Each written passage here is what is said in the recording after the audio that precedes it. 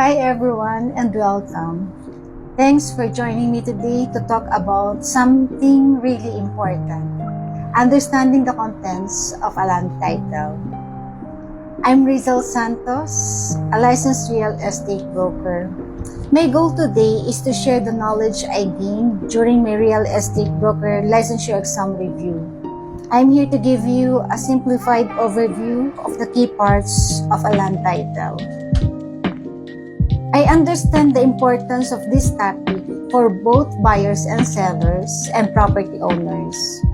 A land title is a crucial document that outlines ownership of property. It is vital to know what it says and what information it contains so you can make informed decisions about your real estate transactions. But before we begin, let me be very clear. While I'm a licensed real estate broker, I am not a lawyer, and this is not legal advice. This is for informational purposes only.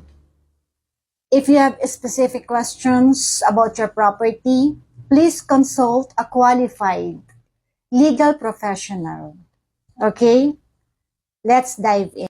What is a land title? A land title is basically a legal document that proves who owns a piece of land. It is like a passport of your property. It contains several key pieces of information. First, we have the legal description. This is a very precise description of where your property is located. Think of it as a super detailed address. It often uses complex surveying terms to pinpoint the exact boundaries. It is very specific to make sure there's no confusion about where your property begins and ends. Next, we have the owner information. This section clearly states who legally owns the property. It will list the owner's name and address. It is important to note that ownership can be shared or held by a trust or corporation, so you might see more than one name listed. Let's talk about encumbrances. These are any claims or liens against the property. Think of them as things that affect the property's ownership or use. Common examples include mortgages, if there's a loan on the property, easement, rights of way for others to cross your land, except by way of donation in favor of the national, provincial, or municipal government, no portion of the road so delineated on the plan and described on this title shall be closed or otherwise disposed of by the registered owner without the approval of the court of first instance of the province or city in which the land is situated. Understanding these encumbrances is crucial because they can impact your ability to sell or otherwise use your property.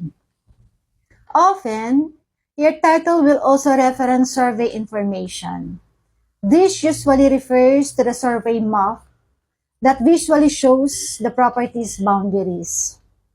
Having a current and accurate survey is super important, especially if you ever have a boundary dispute with a neighbor. Finally, most land titles include a title history. This is a summary of past owners and transactions related to the property. It is like a timeline of the property's ownership, showing who owned it before and what happened to it over time. This history can be helpful in identifying any potential issues. Understanding your land title is key to responsible ownership.